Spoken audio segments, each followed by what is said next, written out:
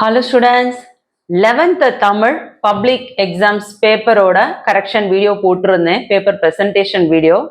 அந்த வீடியோ பார்த்தீங்கன்னா 1,03,000 ஸ்டூடெண்ட்ஸ் வந்து வீடியோ பார்த்துருக்கீங்க. அத்தனை மாணவர்களுக்கும் நான் ஒரு பெரிய தேங்க்ஸ் சொல்லிக்கிறேன். சந்தோஷம் ஒரு பக்கம் இருந்தாலும் இன்னொரு பக்கம் ஒரு சிறிய வருத்தமும் ஒரு பக்கம் இருக்கு. என்ன ரீசன் பார்த்தீங்கன்னா, நம்ம சேனலோட சப்ஸ்கிரைபர் இப்போதான் வந்து 22,000 வந்து ரீச் ஆயிருக்காங்க. இந்த வீடியோ பார்த்தீங்கன்னா 1,03,000 வியூஸ் போயிருக்கு. ஆனா சப்ஸ்கிரைபர் பார்த்தீங்கன்னா 22,000 தான் இருக்காங்க. காரணம் என்ன அப்படின்னு பார்த்தீங்கன்னா, சேனல்ல போடுற வீடியோஸை எல்லாரும் வந்து சப்ஸ்கிரைப் பண்ணி பார்த்தாதான் நான் போடுற வீடியோஸ்க்கான நோட்டிஃபிகேஷன் உங்களுக்கு ரெகுலரா வரும். நிறைய ஸ்டூடெண்ட்ஸ் வந்து சப்ஸ்கிரைப் பண்றதுனா என்னன்னு தெரியாம இருக்கீங்க. ஒரு சிலர் தெரிஞ்சும் சப்ஸ்கிரைப் பண்ண மறந்துடுறீங்க, ஒரு சிலர் வேண்டான்னு அவாய்ட் பண்ணிடுறீங்க. கல்வி விஜய் சேனல்ல போடுற வீடியோஸ் கண்டிப்பா வந்து தரமான வீடியோ, உண்மையான வீடியோ, பிள்ளைங்களுக்கு உபயோகமான வீடியோ மட்டும்தான் நம்ம போட்டுட்டு இருக்கோம். அது இல்லாம தேவையான பிடிஎஃப் எல்லாமே வந்து வாட்ஸ்அப் சேனல்லையும் ஷேர் பண்ணிட்டு இருக்கேன். ஒரு சில பிடிஎஃப் வந்து நான் வீடியோஸோட டிஸ்கிரிப்ஷன்லையும் ஷேர் பண்ணிட்டு இருக்கேன். ஸோ வாட்ஸ்அப் சேனல்ல ஜாயின் பண்ணாதவங்க வாட்ஸ்அப் சேனலோட லிங்க்கும் டெலகிராமோட லிங்க்கும் டிஸ்கிரிப்ஷனில் கொடுத்துருக்கேன். இமிடியட்டா ஜாயின் பண்ணிக்கோங்க.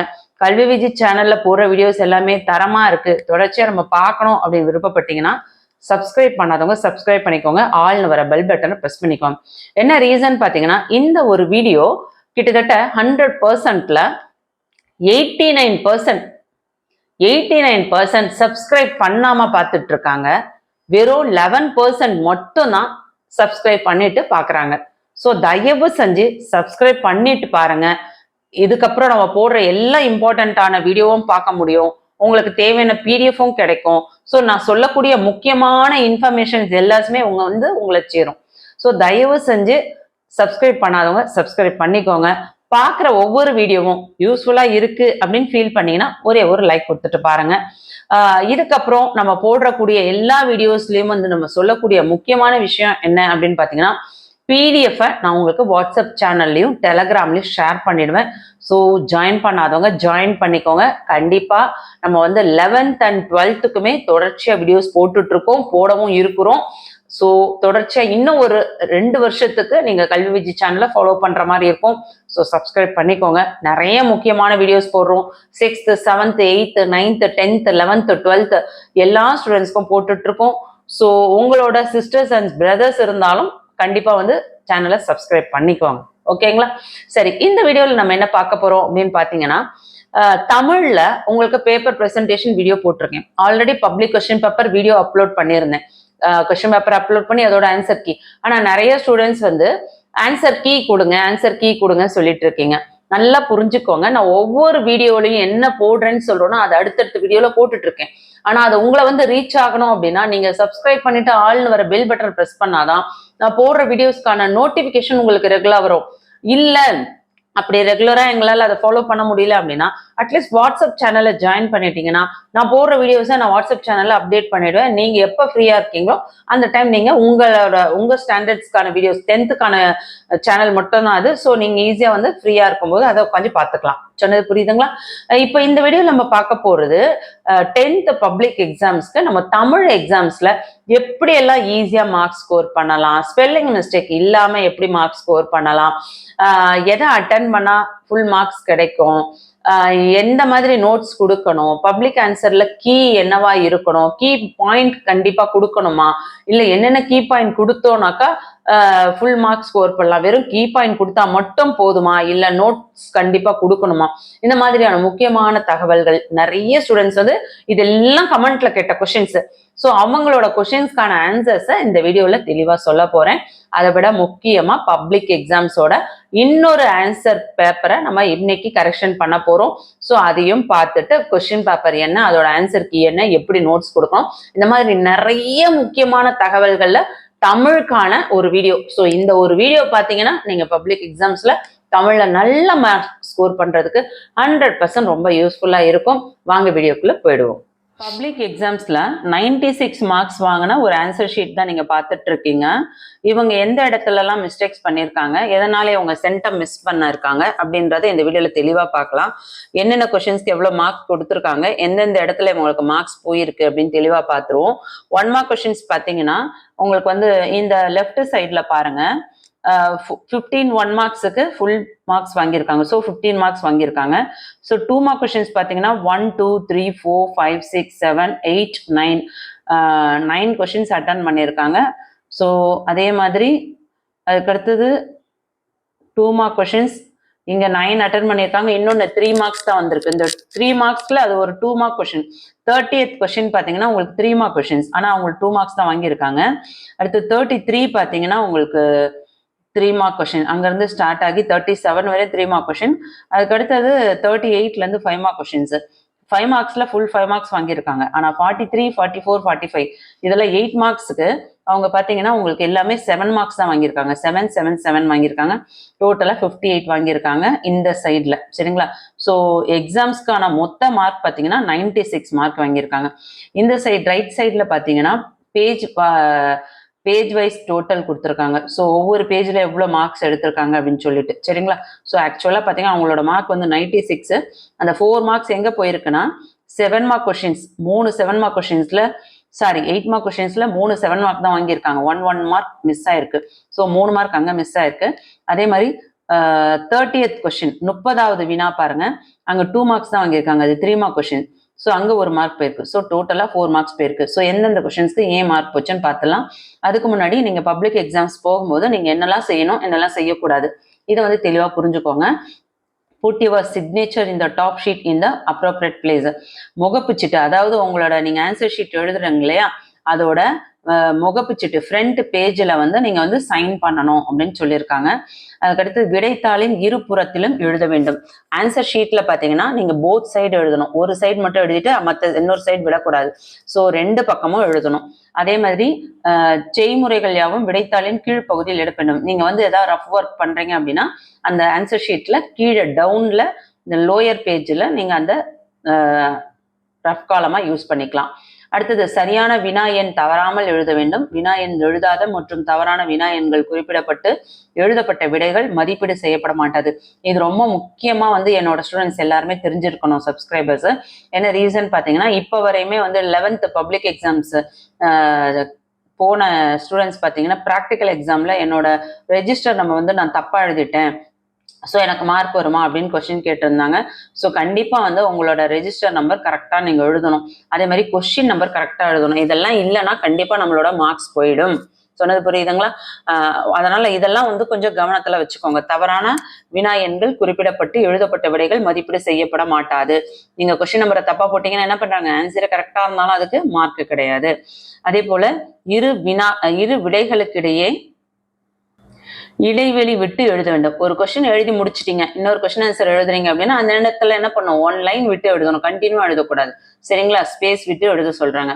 விடைத்தாளில் நீலம் அல்லது கருப்பு மை கொண்ட பேனாவால் விடைகளை தெளிவாக எழுத வேண்டும். இப்ப நீங்க என்ன பென் யூஸ் பண்ணணும் இங்கேயே கொடுத்துட்டாங்க, பிளாக் பென் இல்ல ப்ளூ பென் அப்படின்னு சொல்றாங்க. ஆனா 100% வந்து நம்ம ஸ்கூல்ல வந்து எல்லாரும் என்ன அக்செப்ட் பண்ணிப்பாங்கன்னா ப்ளூ பென் தான் அக்செப்ட் பண்ணிப்பாங்க. விடைத்தாளில் எழுதாத பக்கங்களில் குறுக்கு கோடு இட வேண்டும். எழுதாத பேப்பர்ல என்ன பண்ணும், ஸ்ட்ரைக் அவுட் பண்ணியிருக்கணும், கிராஸ் பண்ணணும். சரிங்களா?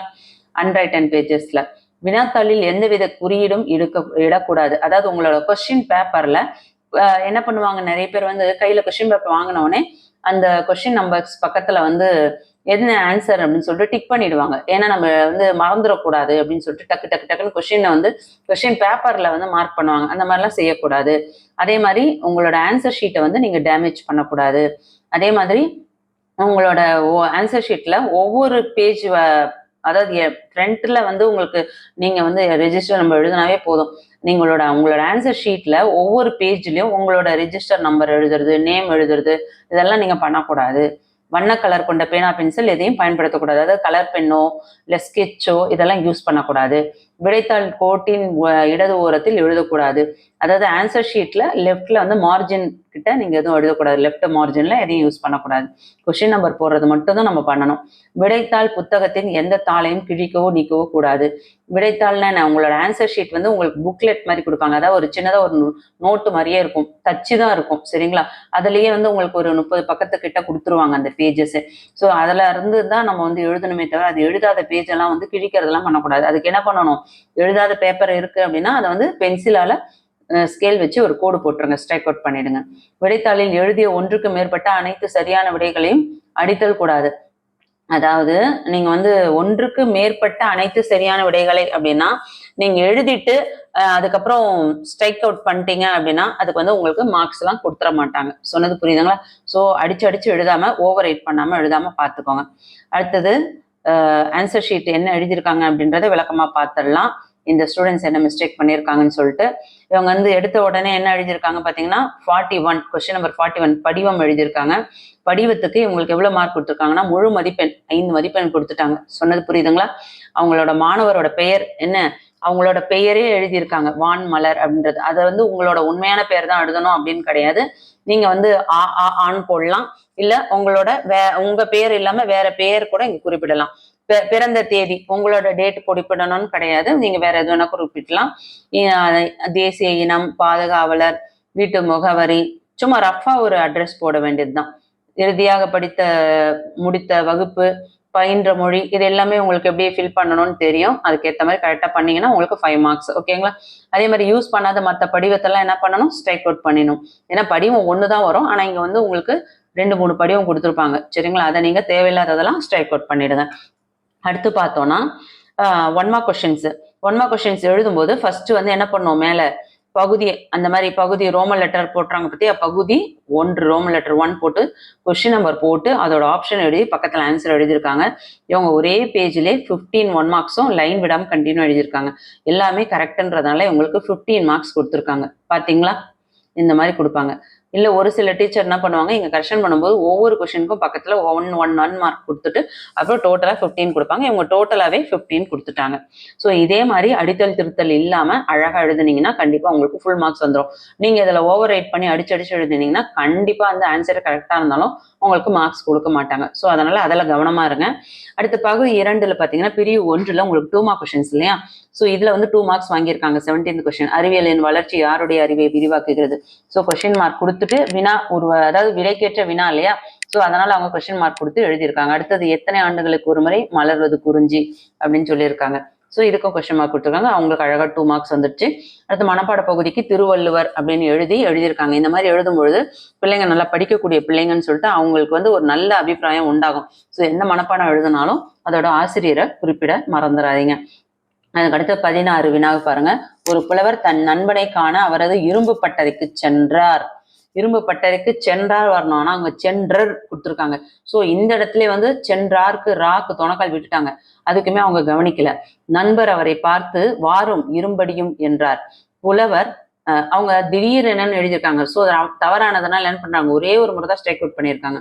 புலவர் திகைத்தார். நண்பர் சிரித்து கொண்டே சொன்னார், நான் சொன்னது உனக்கு விளங்கவில்லையா? நீர் புலவர் அல்லவா, அதனால்தான் வாரும் இரும்படியும் என்றேன் என்றார். ஓகே. ஸோ அவங்க ஒரு சின்ன மிஸ்டேக் பண்ணியிருக்காங்க. இரும்பு பட்டறைக்கு சென்றர் அப்படின்னு எழுதியிருக்காங்க. அதை கவனிக்காம அவங்க மார்க் கொடுத்துருக்காங்க. எதனால இதை கவனிக்காம மார்க் வந்திருக்கு அப்படின்னு பார்த்தீங்கன்னா, அவங்களோட ஆன்சர் ஷீட் வந்து இந்த மாதிரி நோட்ஸ் எல்லாம் வந்து தெளிவாக எழுதிருந்தா கண்டிப்பா வந்து அவங்க மார்க்ஸ் கொடுத்துருவாங்க. ஓகேங்களா? ஸோ அதனால எல்லாருக்குமே கொடுத்துருவாங்க இல்லை, இது வந்து வேற ஒரு சிலர் கைக்கு போச்சுன்னா கண்டிப்பா வந்து அதை கண்ணில் பட்டு இருந்தா கண்டிப்பா அந்த சென்றர்ன்றதுக்கு 1/2 மார்க் கட் பண்ணியிருப்பாங்க. அடுத்தது பார்த்தீங்கன்னா, கல்வியை கொண்டு அருளை பெருக்கு, அறிவை திருத்து, மருளை அகற்று, ஆவிக்கு உற்ற கல்வியை போற்றி போற்றி, கல்வியை கரை சேர்க்கும் ஓடம் மருளை அகற்று. இது பார்த்தீங்கன்னா உங்களுக்கு 2 மார்க்ஸ் கொடுத்துட்டாங்க. ஓகே. அதுக்கடுத்தது வந்து கொடுப்பதற்கு எல்லை கோடு இல்லை, அதாவது ஒரே சொல் கொடு கோடு இந்த 2 வார்த்தைகளை வச்சு தொடர் அமைக்கணும் இல்லையா? இயற்கை செயற்கை, அதை அழகா எழுதியிருக்காங்க. அதுக்கு 2 மார்க்ஸ் கொடுத்துட்டாங்க. அடுத்து சுவைக்காத இளநீரும் சூடாத மலரும் வீணல்லவா, விடுமுறை நாள் எப்பொழுது வருமோ, இதுக்கெல்லாம் வந்து 2 மார்க் கொஸ்டின்ஸ் கொடுத்துட்டாங்க. ஃபுல் மார்க் வாங்கியிருக்காங்க. அடுத்து பயோடெக்னாலஜி மைத், இது வந்து நீங்க கலைச்சொல் அதிகம் வந்து ஆல் யூனிட்ஸ் படிங்க. சரியான தொடர்கள், இந்த கொஸ்டின் வெரி இம்பார்ட்டன்ட், இதுவுமே 2 மார்க்ஸ் வாங்கியிருக்காங்க. அதுக்கடுத்தது சீசர், இந்த கொஸ்டின்ஸ் இம்பார்ட்டன்ட், இதுவும் 2 மார்க்ஸ் வாங்கியிருக்காங்க, படிச்சு வச்சுக்கோங்க. அடுத்த பகுதி 3ல பிரிவு 1ல பார்த்தீங்கன்னா, தொடர்ந்து பெய்த மழையால் புவி வெள்ளத்தில் மூழ்கியது, மீண்டும் மீண்டும் பெய்யும் மழை, பெய்கின்ற மழை. இது பாருங்க உங்களுக்கு 2 மார்க்ஸ் கொடுத்துருக்காங்க. இதுல பெய்த மழை எழுதிருந்தாங்க, ராங்குன்னு சொல்லிட்டு அவங்கள அடிச்சுட்டு அது எழுதுனதுனால அவங்களுக்கு ஃபுல் மார்க் கொடுத்துட்டாங்க. அதுக்கடுத்து 29 இன்றையன்ற இடத்துல அவங்க ஏவே விட்டுட்டாங்க. ஓகே. 3 மார்க் கொஸ்டின்ஸ்க்கு இன்றைய அறிவியல் கண்டுபிடிப்புகள்னா அங்க இன்றை அறிவியல் தான் கொடுத்துருக்காங்க.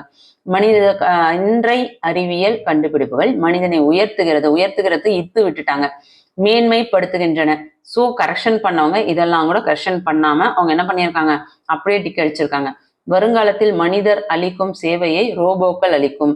மனிதன் செய்ய முடியாத கடினமாக வேலை இந்த வேலையை இந்த லையே வரக்கூடாது, அதுவுமே ராங்கு. ரோபோக்கள் செய்யும். இதனால் மனிதனை மேன்மைப்படுத்துகின்றன. எதிர்காலத்தில் குழந்தையை ரோபோக்களிடம் கொடுத்துவிட்டு நிம்மதியாக வேலைக்கு செல்லும் பெற்றோர்களே. இதுல வேலைன்னா என்ன வரணும், இந்த வேலைன்றது மதிய வேலை காலை வேலைக்கு தான் இந்த லைவ் வரும். ஆனா வேலைன்றது ஒர்க். ஸோ இந்த லைவ் வரக்கூடாது. அவங்க எல்லா இடத்துலயும் தப்பு பண்ணியிருக்காங்க. ஆனா அவங்களுக்கு 3 மார்க்ஸ் கொடுத்துருக்காங்க. ரோபோக்கள் மூலம் மனிதனின் நேரம் மிச்சப்படுகின்றன. ரோபோக்கள் மனிதனின் அனைத்து வேலைகளையும் செய்யும். ஆனால் இது மனிதனை சோம்பேறியாக மாற்றுகின்றன. சோம்பேறி அந்த பேன்றது அவங்க ஒத்த கொம்பு எழுதிட்டு திரும்ப ரெட்டை கொம்பா சுழிச்சிருக்காங்க. சரிங்களா? ஸோ இந்த மாதிரி மிஸ்டேக்ஸ் எல்லாம் பண்ணியிருக்காங்க. ஆனா அவங்களுக்கு 3 மார்க் கொடுத்துருக்காங்க. இது எல்லாருமே இந்த மார்க்ஸ் கொடுத்துருவாங்களா அப்படின்னா கண்டிப்பா அது டவுட் தான். ஒரு சிலர் டஃபா கரெக்ஷன் பண்றவங்க கைக்கு போச்சுன்னா கண்டிப்பா அவங்க மார்க்ஸ் வந்து 1 மார்க் கண்டிப்பா குறைச்சிருப்பாங்க. சரிங்களா? அடுத்து 33 பிரிவு 2 குறிப்பு சட்டகம். இனிது வரவேற்றல், உணவு உபசரிப்பு, முடிவுரை. என்ன கொஸ்டின்ஸ்? இனிது வரவேற்றல், அதுக்கான ஆன்சர் உணவு உபசரிப்பு. இதை எழுதியிருக்காங்க, பாயிண்ட்ஸ் போட்டு எழுதியிருக்காங்க, முடிவுரையும் கொடுத்துட்டாங்க. ஓகே, அதுக்கு அடுத்தது பாருங்க. இதுல வந்து அவங்க பாயிண்ட் கொடுத்து எழுதுறதுனால அவங்களுக்கு 3 மார்க்ஸ் கரெக்டா கொடுத்துருக்காங்க. அடுத்த கொஸ்டின், அன்னை மொழியை. தென்னன் மகளே திருக்குறளின் மாண்புகழே இன்னரும் பாப்பத்தே என் தொகையே நற்கணக்கே. கே வரணும். ஆனா அங்க என்ன எழுதியிருக்காங்க, அவங்க மேன்னு எழுதி வச்சிருக்காங்க.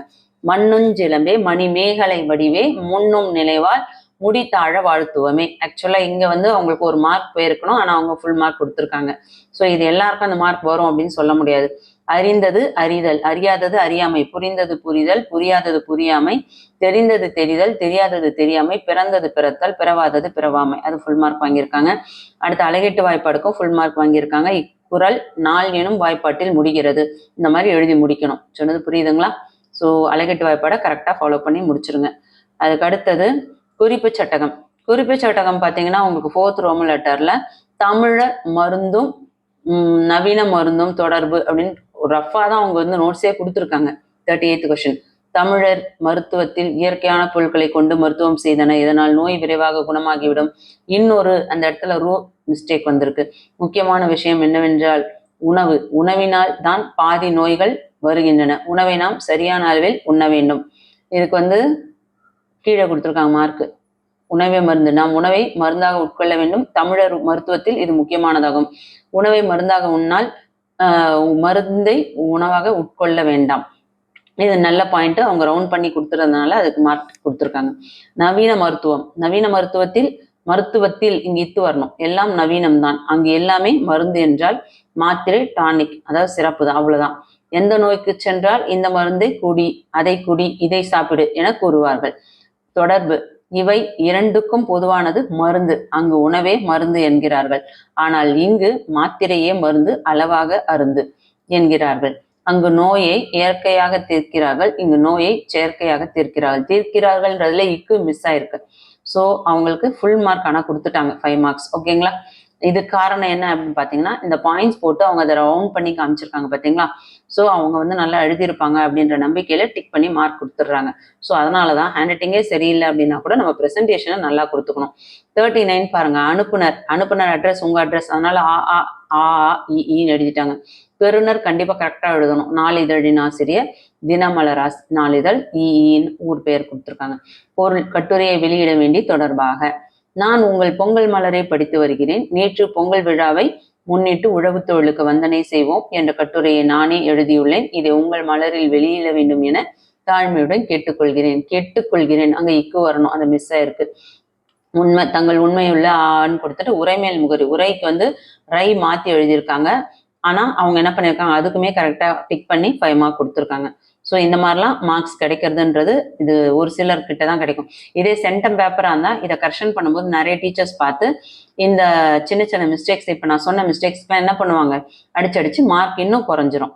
அடுத்தது கல்வியின் பாடம். மரம் கற்பதற்கு வயதில்லை, கடந்து போனால் பயனில்லை, ஆனந்தமாய் கற்றிட அனைவரையும் ஒன்றாய் கூட்டிட மரத்தை வெட்டுகின்றோம், பாடத்தை நடத்துகின்றோம், மரத்தை பற்றி அறிய மரத்தின் மீது அமர்கிறாயே, என்னடா வாழ்க்கை, மரமே ஒருவனின் பலம், புரிய வைக்க கவிதை எழுதியிருக்காங்க. ஓகே, கவிதைக்கு ஃபுல் மார்க். கவிதைக்கு வந்து எல்லா இயல் யூனிட்டுக்குமே காமனான ஒரு கவிதையை கூட நீங்க எழுதிக்கலாம். அதை நான் வாட்ஸ்அப் சேனல்ல முந்தானேத்தும் ஷேர் பண்ணியிருந்தேன். வேணுன்றவங்க வாட்ஸ்அப் சேனல்ல போய் பாருங்க. காமனான ஒரு கவிதை வந்து யூடியூப்ல போட்டிருந்தாங்க வேற ஒரு சேனல்ல. ஸோ அதையுமே நான் ஷேர் பண்ணியிருந்தேன். எங்கிட்டயுமே அந்த நோட்ஸ் இருக்கு, ஆனால் அது எங்க இருக்குன்னு தெரியல, மிஸ் ஆயிடுச்சு. ஸோ அதனால வந்து காமனான இருந்த ஒரு நல்ல ஒரு கவிதையா இருந்தது. ஸோ அதை வந்து வாட்ஸ்அப் சேனல்ல ஷேர் பண்ணியிருக்கேன். பார்க்காதவங்க போய் பாருங்க. வாட்ஸ்அப் சேனலோட லிங்க் டிஸ்கிரிப்ஷன்ல இருக்கு. 42 பார்த்தீங்கன்னா உங்களுக்கு வந்து நிற்காதற்கு தகவல் வந்து அறத்தோட நன்மைகள் கேட்டிருக்காங்க. நல்ல சொற்களை பேசினால், ஒருவரை பற்றி இன்னொரு மனிதனிடம் பேசாமல் இருந்தால், நல்ல நண்பர்கள் கிடைப்ப, நட்பு தொடரும். தொடரும்க்கு பார்த்தீங்களா, தொடாரும் போட்டிருக்காங்க. இங்கெல்லாம் மிஸ்டேக் இருக்கு, ஆனா மார்க் கொடுத்துருக்காங்க. பழி வாங்கும் எண்ணத்தை விட்டால் பகைவர் கூட நண்பன் ஆகலாம். வாய்மையை பேசினால் ஆசிரியர் பாராட்டுவார், உண்மை பேசினால் அனைவரும் மதிப்பர். ஸோ இதே மாதிரிதான் எல்லா டீச்சரும் கரெக்ஷன் பண்ணுவாங்களா, நமக்கு வந்து ஃபுல் மார்க் கொடுத்துருவாங்களா 5 மார்க்ஸ் அப்படின்னா கண்டிப்பா கிடையாது. இதை கரெக்ஷன் பண்ற ஒரு சிலர் வந்து வேகமா கரெக்ஷன் பண்றதுனால சில இடங்கள்ல கவனிக்காம அவங்க டிக் பண்ணி மார்க் கொடுத்துட்றாங்க. கண்டிப்பா வந்து இது மிக மிக தவறு. இந்த மாதிரிலாம் பண்ணக்கூடாது. கரெக்ஷன் பண்றவங்க அந்த சின்ன சின்ன மிஸ்டேக்ஸுமே பார்க்கணும். இந்த வீடியோவில் நான் உங்களுக்கு எவ்வளவு மிஸ்டேக்ஸ், அவங்க என்ன மிஸ்டேக் பண்ணியிருக்காங்கன்னு சொல்லியிருக்கேன் பார்த்தீங்களா. ஸோ இந்த மிஸ்டேக்ஸ்லாம் அவங்க கண்டுபிடிச்சிருந்தாங்கன்னா இந்நேரம் கண்டிப்பா வந்து இந்த ஸ்டூடெண்ட்ஸ்க்கு தமிழோட மார்க் வந்து கண்டிப்பா வந்து 2-3 மதிப்பெண்கள் வந்து இழந்திருப்பாங்க. அடுத்தது முன்னுரை, ஊர்திகள் இயக்குதல், கல்வி, வணிகம், சக போட்டியாளர், தோழனாய், ரோபோ, விபத்து விளைத்தல், பிற பணிகள், முடிவுரை, இதெல்லாம் பாருங்க சைடடிங் கொடுத்து அழகா எழுதியிருக்காங்க. இதுக்கு எவ்வளவு மார்க் வாங்கியிருக்காங்க பார்த்துருவோமா. ஆனா சைடடிங் கொடுத்து உள்ள நோட்ஸ் பார்த்தீங்கன்னா கண்டென்ட் வந்து 2 லைன் 1 லைன் கொடுத்துருக்காங்க. ஸோ அதனால அவங்களுக்கு 7 மார்க்ஸ் தான் கொடுத்துருக்காங்க. ஸோ எப்பவுமே தெரிஞ்சுக்கோங்க, எவ்வளவு கண்டென்ட் கொடுக்கணும், அட்லீஸ்ட் வந்து ஒரு 3 to 4 லைன்ஸ் ஆச்சும் உள்ள கொடுக்கணும். சரிங்களா. ஏன்னா 8 மார்க் கொஸ்டின்ஸ். அதே மாதிரி அவங்க எங்க இருந்து ஆரம்பிச்சிருக்காங்க பாருங்க, பேப்பர் ஸ்டார்டிங்ல இருந்து ஆரம்பிச்சிருக்காங்க. குறிப்பு சட்டகம்னு ஆரம்பிச்சுட்டு அங்க இருந்து இங்க ஒரு பேஜ் முடிஞ்சிருக்கா, அடுத்தது இது செகண்ட் பேஜா, அடுத்தது இது தேர்ட் பேஜா, அடுத்து ஃபோர்த் பேஜ் ஃபுல்லா கூட முடிக்கல, 3.5 பேஜ் தான் முடிச்சிருக்காங்க. ஸோ கண்டென்ட் வந்து ரொம்ப கம்மியா இருக்கு. அப்ப எப்படி ஃபுல் மார்க் கொடுப்பாங்க, அதான் வந்து 7 மார்க் கொடுத்துருக்காங்க. அதுக்கடுத்து பாருங்க குறிப்பு சட்டகம், முன்னுரை, வீரப்பன், குப்புசாமி, கடிதம், மனிதத்தை வெளிப்படுத்தும் கதை, மாந்தர், வீரப்பன், இதெல்லாம் பார்த்துக்கோங்க. சைடடிங் கொடுத்து எழுதியிருக்காங்க. இதுக்கு எவ்வளவு மார்க் கொடுத்துருக்காங்க பார்க்கலாமா. இதுக்கு ஒரு 7 மார்க்ஸ் தான் வாங்கியிருந்தாங்க. நம்ம பார்த்துருந்தோம் இல்லையா, ஸ்டார்டிங்லேயே பார்த்துருந்தோம். 7 மார்க்ஸ் தான் வாங்கியிருக்காங்க. ஸோ எப்பவுமே வந்து கொஞ்சம் கண்டென்ட் வந்து நிறைய கொடுக்கணுன்றதை விட முக்கியமான கீ பாயிண்ட்லாம் கண்டென்ட்ல இருக்கணும். ஸோ அந்த என்ன கீ பாயிண்ட்ன்றதை நான் சொல்றேன். வீடியோ தொடர்ச்சியா பாருங்க. சப்ஸ்கிரைப் பண்ணாதவங்க சப்ஸ்கிரைப் பண்ணிக்கோங்க. தொடர்ச்சியா வந்து எல்லா சப்ஜெக்ட்ஸ்க்குமான பேப்பர் ப்ரெசன்டேஷன் வீடியோ கண்டினியூவா வர இருக்கு. ஆல்ரெடி வந்து ஒரு 5 வீடியோ அப்லோட் பண்ணியிருக்கேன். இருந்தாலும் different types of answer sheet பார்க்கும்பொழுது நமக்கு நிறைய ஐடியாஸ் வரும். நம்ம அந்த தவறை பண்ண வேண்டாம் அப்படின்னு ஒரு ஐடியாஸ் வரும். அடுத்து 45 பாருங்க, குறிப்பு சட்டகம், சாலை விதிகளை அறிவோம், கட்டுரை எழுதியிருக்காங்க. ஊர்தி ஓட்டுநருக்கான நெறிகள், விபத்துகளை குறைப்போம், தேவையான விழிப்புணர்வு, முடிவுரை. இதை வந்து உங்க சைடடிங் கொடுத்து உங்க நோட்ஸ் கொடுத்துருக்காங்க. ஆனா எல்லாத்துக்குமே வந்து நோட்ஸ் ரொம்ப கம்மியா இருக்கு. சைடடிங்க கொடுத்துட்டு உள்ள இருக்க கண்டென்ட் பார்த்தீங்கன்னா ரொம்ப கம்மியா இருக்கு. கேப் விட்டு விட்டு எழுதியிருக்காங்க இல்லையா. ஸோ இந்த மாதிரி வந்து நம்ம என்னதான் வந்து 4 பேஜஸ் 5 பேஜஸ் எழுதினாலும் நம்ம வந்து கேப் விடாம நெருக்கமா எழுதினாதான் கரெக்டா எழுதும்போது நமக்கு ஒரு 4 பேஜஸ் கரெக்டா நோட்ஸ் கொடுத்துருந்தா ஃபுல் மார்க் கொடுத்துருப்பாங்க. சைடடிங் கொடுத்து அங்கெல்லாம் லைன் விடணும்னு அவசியமே கிடையாது, கண்டினியூவா எழுதியிருக்கலாம். இந்த இடத்துல இவங்களுக்கு எவ்வளவு பாருங்க, முடிவுரை, 100 போனால் 108 போவோம் அப்படின்னு ஸ்டார்ட்டா முடிச்சிட்டாங்க. ஸோ இவங்களுக்கு 7 மார்க்ஸ் தான் கொடுத்துருக்காங்க. ஸோ எழுது போக பேலன்ஸ் இருக்க பேஜ் என்ன பண்ணிட்டாங்க, ஸ்ட்ரைக் அவுட் பண்ணியிருக்காங்க. புரிஞ்சுதுங்களா. ஸோ இதே மாதிரி நீங்க வந்து ஒரு ஆன்சர் ஷீட் எழுதும்போது எவ்வளவு கீ கொடுக்கணும் அப்படின்றது உங்களுக்கு ஒரு ஐடியா கிடைச்சிருக்கும். இப்ப பாருங்க, நான் இதை ஷார்ட் பண்ணி காட்டுறேன். அவங்க எவ்வளவு நோட்ஸ் கொடுத்துருக்காங்க பாருங்க. கட்டுரைக்கு எவ்வளவு கொடுத்துருந்தா ஃபுல் மார்க் வர்றதுக்கு வாய்ப்பு இருக்குன்னு பார்த்துக்கோங்க. புரியுதுங்களா. இது வந்து அன்னமையா, ஸோ அது வேண்டாம். நான் உங்களுக்கு கட்டுரை சாலை விதிகள் பாருங்க, குறிப்பு சட்டகம் போட்டு முன்னுரைக்கு ஒரு 2 லைன் ஆன்சர் தான் எழுதியிருக்காங்க. இங்க ஒரு 4 லைன் விட்டுறாங்க. அடுத்த பேஜ்ல பாருங்க, மிஞ்சு போனா ஒரு 6-7 லைன் எழுதியிருப்பாங்க. அடுத்த பேஜ்ல அதே மாதிரி ஒரு 6-7 லைன் தான் எழுதியிருப்பாங்க. அதுக்கு அடுத்தது அதே மாதிரி ஒரு 6-7 லைன். ஸோ எல்லாமே அதே ஷார்ட்டா வேற எழுதியிருக்காங்க. எல்லாமே வார்த்தைகள்லாம் பார்த்தீங்கன்னா 3-4 வார்த்தைகள் தான் ஒவ்வொரு வரியிலையும் இருக்கு. ஸோ அதனால அவங்களுக்கு நோட்ஸ் ரொம்ப கம்மியா இருக்கு. முடிவுரையும் ஷார்ட்டா முடிச்சிட்டாங்க. ஸோ அதுக்கு எவ்வளவு மார்க் கொடுத்துருக்காங்க, ஆக்சுவலா இந்த 7 மார்க்ஸே வந்து அதிகம் தான். நியாயமாக வந்து இது கரெக்ஷன் பண்ணாங்கன்னா 6 மார்க்ஸ் அந்த மாதிரி தான் கொடுப்பாங்க. சரிங்களா? ஸோ நான் என்னோட ஸ்டூடெண்ட்ஸ்க்குலாம் பார்த்தீங்கன்னா கோச்சிங் சென்டரில் கண்டிப்பாக வந்து இதுக்கு கரெக்ஷன் பண்ணியிருந்தேன்னா ஒரு 6 மார்க்ஸ் தான் கொடுத்துருப்பேன். எதுக்கு உங்ககிட்ட சொல்கிறேன் அப்படின்னா, கரெக்ஷன் பண்ணுறவங்க நம்ம பேப்பரை அவங்க எந்த மைண்ட் செட்டப்பில் கரெக்ஷன் பண்ணுறாங்க இதெல்லாம் ரொம்ப முக்கியம். ஸோ தயவு செஞ்சு பேப்பரை வந்து ப்ரெசன்டேஷன் நல்லா பண்ணுங்கள். பார்க்க நீட்டாக இருக்கும். ப்ரெசன்டேஷன் பண்ணுறேன்ட்டு நீங்கள் கோலம்லாம் போட வேண்டாம். நீட்டாக அடித்தல் திருத்தல் இல்லாமல் கரெக்டாக பண்ணுங்கள். பார்க்கறதுக்கு லட்சணமாக இருக்க மாதிரி இருக்கணும். ஹேண்ட் ரைட்டிங் சரியில்லைனாலும் அட்லீஸ்ட் அந்த ப்ரெசன்டேஷன் ஒழுங்காக இருக்கிற மாதிரி பார்த்துக்கோங்க. சரிங்களா? கண்டிப்பாக இந்த வீடியோ உங்களுக்கு யூஸ்ஃபுல்லாக இருக்கும்னு நினைக்கிறேன். ஒரு லைக் கொடுத்துருப்பீங்கன்னு நினைக்கிறேன். இந்நேரம் முடிஞ்ச அவங்க ஃப்ரெண்ட்ஸ்க்கெல்லாம் ஷேர் பண்ணிவிடுங்க. கல்வி விஜய் சேனலில் தொடர்ச்சியாக வந்து நம்ம இம்பார்ட்டண்ட்டான வீடியோ தான் அப்லோட் பண்ணிட்டு இருக்கோம். ஸோ கண்டிப்பாக யூஸ்ஃபுல்லாக இருக்கும். வீடியோவை மிஸ் பண்ணாமல் பார்க்கணும்னு நினைக்கிறவங்க வாட்ஸ்அப் சேனலும் டெலகிராம் சேனல்லையும் இமிடியேட்டாக ஜாயின் பண்ணிக்கோங்க.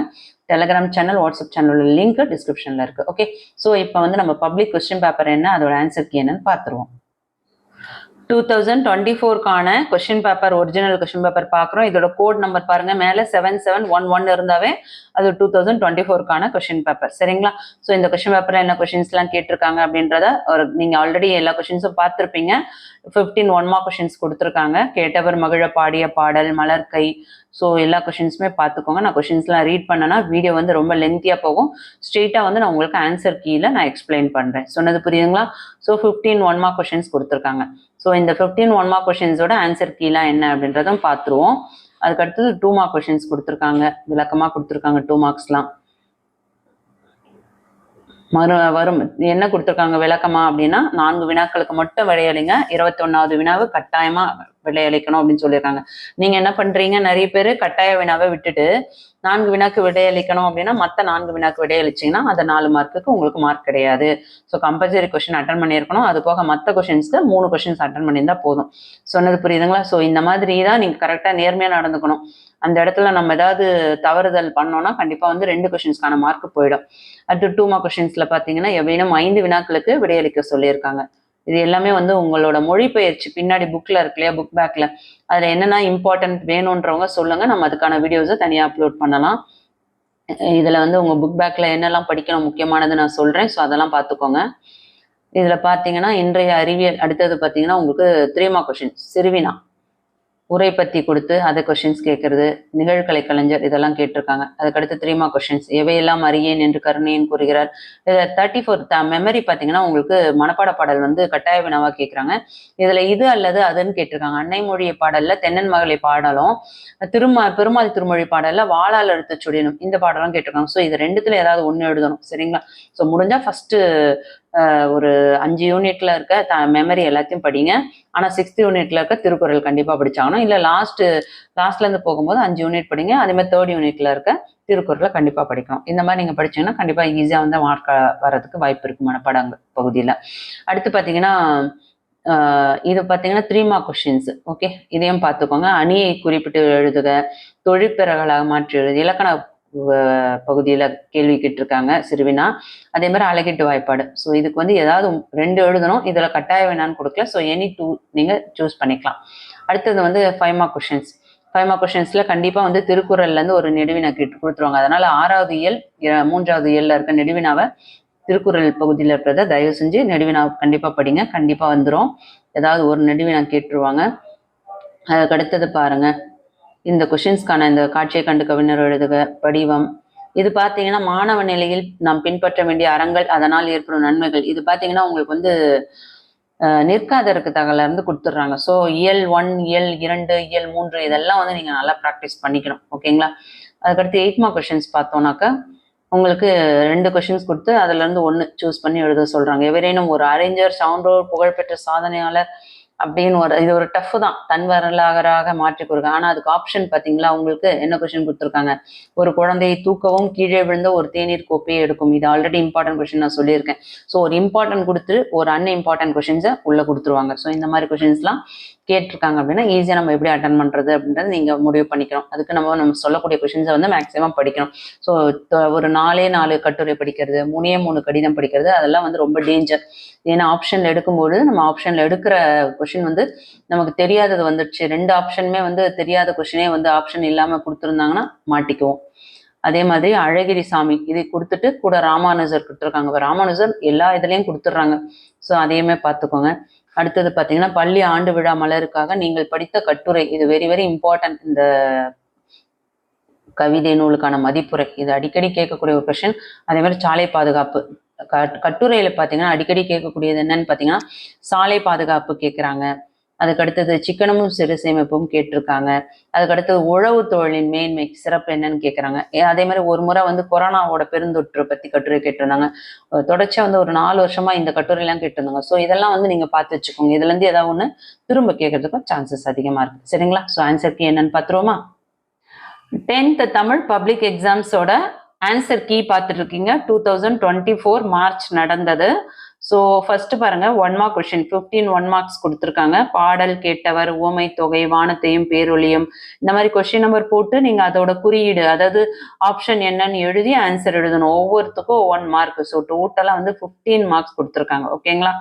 ஸோ ஆன்சர் என்னன்னு பார்த்துருவோமா? ஃபர்ஸ்ட் ஒனுக்கு பாடல் கேட்டவர், செகண்ட் ஒன் ஊமை தொகை, தேர்ட் ஒன் வானத்தையும் பேரொலியையும், நெக்ஸ்ட் தாளாண்மை வேளாண்மை, அடுத்து அரியாவினா சுட்டுவிடை, அடுத்து குழந்தையேவா, அடுத்து குறிஞ்சி மருதம் நெய்தல் நிலங்கள், கைமாறு கருதாமல் அறம் செய்வது, காசி நகரத்தின் பெருமையை பாடும் நூல், சங்க காலத்தில் மொழிபெயர்ப்பு இருந்தது, மலேசியா, முல்லைப்பாட்டு, அகன்ற உலகம், உரிச்சொல் தொடர், நப்பூதனார். சரிங்களா? ஸோ அடுத்தது பாருங்க 2 மார்க் கொஸ்டின்ஸ் எப்படி மார்க் கொடுக்குறாங்கன்னு உங்களுக்கு எக்ஸ்பிளைன் பண்றேன். இதுல வந்து நீங்க ஏதாவது ஒரு சில மிஸ்டேக்ஸ் பண்ணீங்கன்னா கூட உங்களுக்கு வந்து 1 மார்க் கொடுத்துருவாங்க. 21 வந்து கம்பல்சரி கொஸ்டின் சொல்லியிருக்காங்க. ஸோ 4 கொஸ்டின்ஸ் எழுதணும்.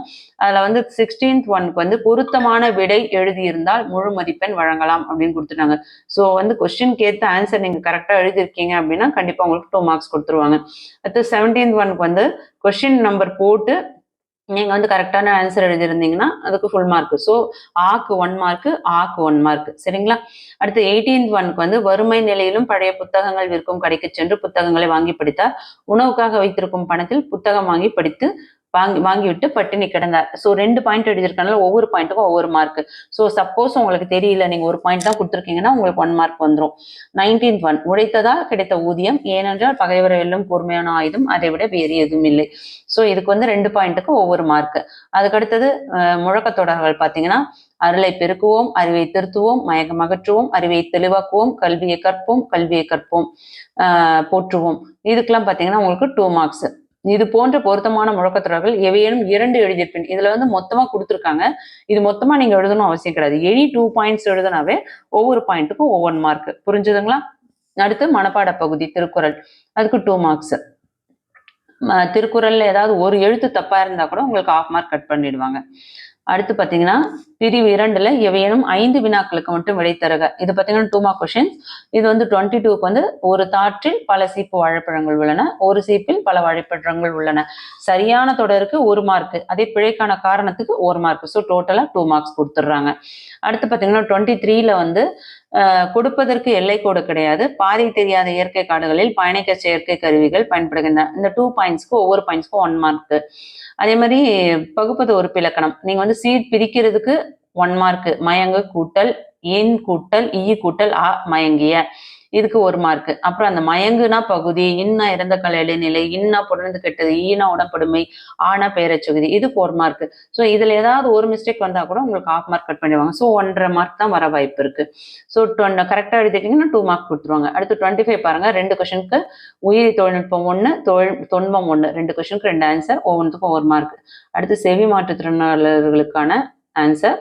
அடுத்து 26 வந்து ஆக்கு 1 மார்க், ஆக்கு வந்து 2 மார்க், 1 மார்க். ஸோ டோட்டலா 2 மார்க்ஸ். ஓகேங்களா?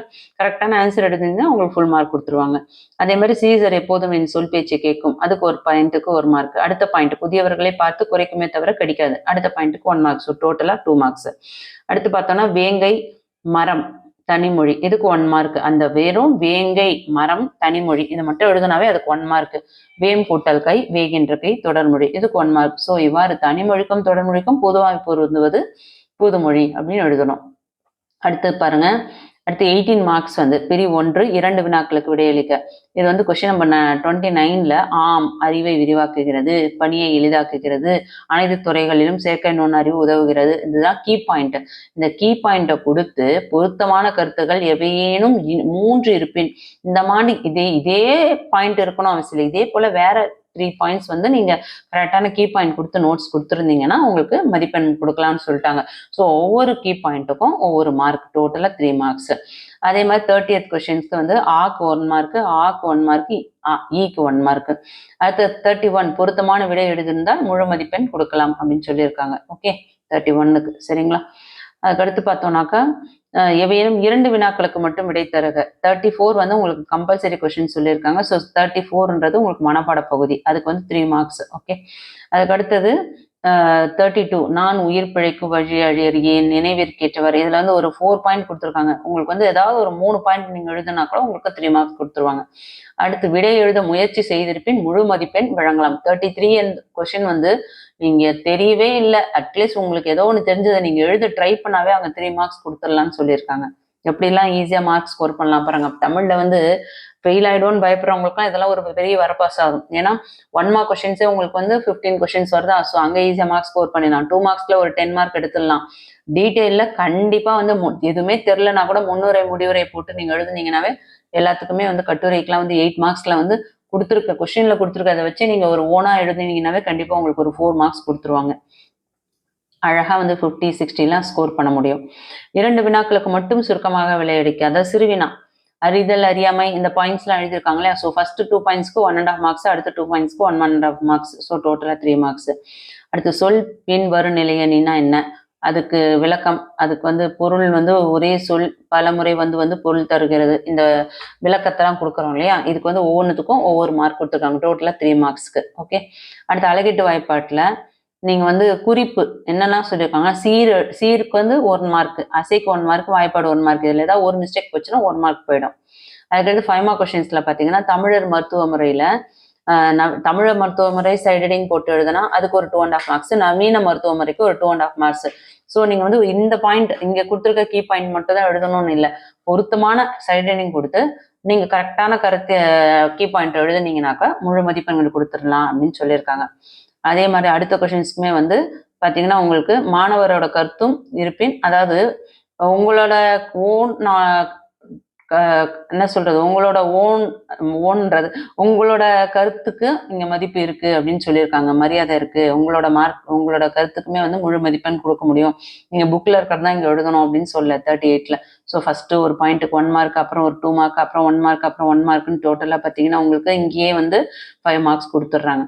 அடுத்து கடிதம்ல பாருங்க, தம்பிக்கு கடிதம் அப்படின்னு ஒரு ஹெட்டிங்கை போட்டுட்டு இடம் நாள் இதுக்கு ஒரு 1/2 மார்க், அடுத்து விழித்தல் அதுக்கப்புறம் 1/2 மார்க், கடித செய்திக்கு 2 மார்க், அப்புறம் இப்படிக்குன்னு கையொப்பம் போடுறோம் அதுக்கு 1 மார்க், உரைமேல் முகவரிக்கு 1 மார்க். ஸோ எதுவுமே உங்களுக்கு கண்டென்ட்டே தெரிலனா கூட ஈஸியா வந்து ஒரு 3 மார்க்ஸ் ஸ்கோர் பண்ணிட முடியும்.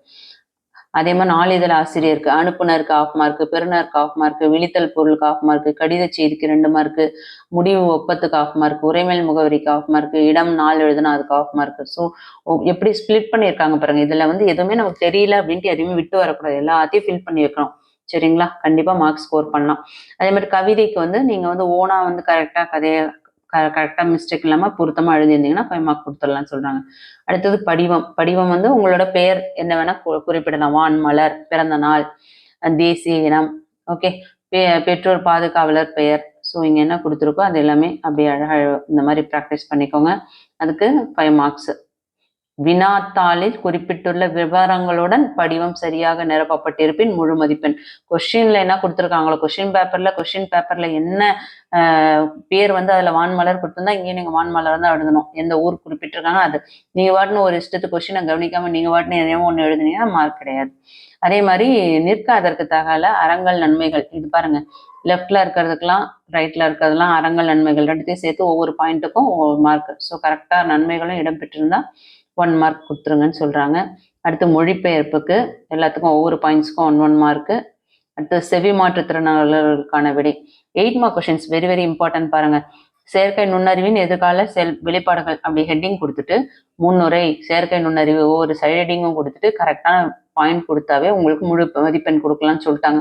ஸோ முன்னுரைக்கு 1/2 மார்க், முடிவுரைக்கு 1/2 மார்க். ஸோ அடுத்தடுத்த கண்டென்ட் வந்து சப் ஹெட்டிங் கொடுத்து உள்ள நோட்ஸ் கொடுத்தாக்கா அதுக்கு வந்து 2 மார்க்ஸ் கொடுத்து 1 மார்க் கொடுத்துட்றாங்க. தன் வரலாறு கூறுதல், அறிஞர், சான்றோர், புகழ்பெற்ற சாதனையாளர் பற்றிய முகவுரை, நீங்க யாரை பத்தி எழுதுறீங்களோ எழுதலாம், ஆனா கரெக்டா என்ன பண்ணும், அவங்களாம் வந்து அந்த நிகழ்வை வந்து சொல்ற மாதிரி நீங்க எழுதுனீங்கன்னா உங்களுக்கு வந்து அதுக்கு 6 மார்க் கொடுத்துட்றாங்க.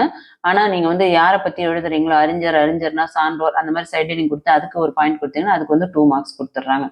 அதுக்கடுத்தது வந்து ஒருவன் இருக்கிறான், அழகிரிசாமின்னு ஒருவன் இருக்கிறான்ல, முன்னுரைக்கு 1 மார்க், முடிவுரைக்கு 1 மார்க். ஓகேங்களா? மனிதத்தை வெளிப்படுத்தும் கதைமாந்தர், கதைமாந்தரின் வாழ்வியல் சூழல், மனிதநேயம் வெளிப்படுத்தும் இடம் மற்றும் பங்கு, இதெல்லாம் வந்து 2 மார்க்ஸ் கொடுக்குறாங்க. நிறைய ஸ்டூடெண்ட்ஸ் வந்து குறிப்பு சட்டகம் கொடுக்கலாமா அப்படின்னு கேட்குறீங்க. குறிப்பு சட்டகம் எழுதிட்டு என்னால் கட்டுரை ஃபுல்லாக எழுத முடியாது, டைம் பத்தாது அப்படின்னா குறிப்பு சட்டகம் ஸ்கிப் பண்ணிடுங்க. இல்லை நான் வந்து ஃபாஸ்ட்டாக எழுதிடுவேன் அப்படின்னா சென்டம் பேப்பர் வேணும்னு நினைக்கிறவங்க குறிப்பு சட்டகம் இல்லாமல் எழுதும் பொழுது உங்கள் மேலே ஒரு நல்ல அபிப்பிராயம் வந்து உங்களுக்கு கண்டிப்பாக வந்து ஃபுல் மார்க்ஸ் வரதுக்கு வாய்ப்பு இருக்குது. என்ன கேட்டிங்கன்னா 100% குறிப்பு சட்டகம் எழுதுறது பெட்டர் அப்படின்னு சொல்லுவேன். அடுத்து ராமானுஜர் நாடகம் வெளிப்படுத்தும் மனிதநேயம். இதுக்கு பாருங்க, ஃபர்ஸ்ட் முன்னுரைக்கு 1/2 மார்க், முடிவுரைக்கு 1/2 மார்க் கொடுத்துட்டு இடையில இருக்க ஒவ்வொரு சப்ஹெட்டிங்க்கும் வந்து 2 மார்க் 1 மார்க் அந்த மாதிரி ஸ்பிளிட் பண்ணியிருக்காங்க. அடுத்து நூலுக்கான மதிப்புரை, நூலின் தலைப்பு, நூலின் மையப்பொருள், மொழிநடை, வெளிப்படுத்தும் கருத்து, நூலின் நயம், நூல் கட்டமைப்பு, சிறப்பு கூறு, நூலாசிரியர், இதுக்கெல்லாம் வந்து உங்களுக்கு சைட் ஹெட்டிங் எழுதி அங்க கொஸ்டின்லயே கொடுத்துட்றாங்க எல்லாமே. ஸோ அதை அப்படியே எழுதி நம்ம அது உள்ள நம்ம கீ பாயிண்ட்டை நம்ம அழகாக எழுதிட்டோம்னா 8 மார்க்ஸ் கொடுத்துருவாங்க. ஓகேங்களா? சாலை பாதுகாப்பு அதே தான், முன்னுரைக்கு 1 மார்க், முடிவுரைக்கு 1 மார்க். இருக்கிற சைடு ஹெட்டிங்க்லாம் சாலை விதிகளை அறிவோம், ஊர்தி ஓட்டுவதற்கான நெறிகள், விபத்துகளுக்கான காரணங்கள், தேவையான விழிப்புணர்வு, நம் கடமை, இது எல்லாமே உங்களுக்கு மேக்சிமம் பார்த்தீங்கன்னா உங்க கொஸ்டின்லேயே எல்லாமே கொடுத்துட்றாங்க. ஸோ அதை எழுதி நம்ம வந்து கரெக்டான உள்ள கீ பாயிண்ட் கொடுத்தாவே நமக்கு ஃபுல் மார்க்ஸ் கொடுத்துட்றாங்க. ஸோ தமிழ்ல எப்படி சென்டம் எடுக்கலாம் அப்படின்ற நிறைய தகவல்கள் இந்த வீடியோவில் உங்களுக்கு ஷேர் பண்ணியிருக்கேன். பேப்பர் ப்ரெசன்டேஷனும் பார்த்துருக்கோம். பேப்பர்ல என்னென்னலாம் மிஸ்டேக்ஸ் பண்ணக்கூடாது, எப்படி நீங்க எழுதணும், கொஷின் பேப்பர்ல என்னெல்லாம் செய்யக்கூடாது, எங்கெங்க ரெஜிஸ்டர் நம்பர் எழுதணும், சரி எந்த பென் யூஸ் பண்ணணும், எப்படி யூஸ் பண்ணணும், என்ன கலர் யூஸ் பண்ணணும், இந்த மாதிரி முக்கியமான இன்ஃபர்மேஷன் எல்லாமே உங்களுக்கு இந்த வீடியோவில் ஷேர் பண்ணியிருக்கேன். ஸோ வீடியோவை ஸ்கிப் பண்ணாமல் பாருங்க. ஸ்கிப் பண்ணிட்டு அதுக்கப்புறம் கமெண்ட் பண்ணீங்கன்னா என்னால் பதில் கொடுக்க முடியாது. இந்த வீடியோ யூஸ்ஃபுல்லாக இருக்குன்னா ஒரு லைக் கொடுத்துட்டு பாருங்க. தொடர்ச்சியாக அதுக்கு அடுத்தது என்ன வீடியோ போடலாம் கமெண்ட் பண்ணுங்க. கண்டிப்பாக இதுக்கப்புறம் நீங்கள் கேட்குற வீடியோஸ் மேக்ஸிமம் வர கமெண்ட்டுக்கு கண்டிப்பாக வீடியோஸ் வரும். சேனலை சப்ஸ்கிரைப் பண்ணாதவங்க சப்ஸ்கிரைப் பண்ணிக்கோங்க. ஆல்ல வர பெல் பட்டனை ப்ரெஸ் பண்ணிக்கோங்க. இம்பார்ட்டண்ட்டான வீடியோஸை மிஸ் பண்ணாமல் பார்க்கணும்னு நினைக்கிறவங்க வாட்ஸ்அப் சேனலும் டெலிகிராம் லிங்க்கும் டிஸ்கிரிப்ஷனில் கொடுத்துருக்கேன். ஜாயின் பண்ணி சப்போர்ட் பண்ணுங்கள். தேங்க்யூ.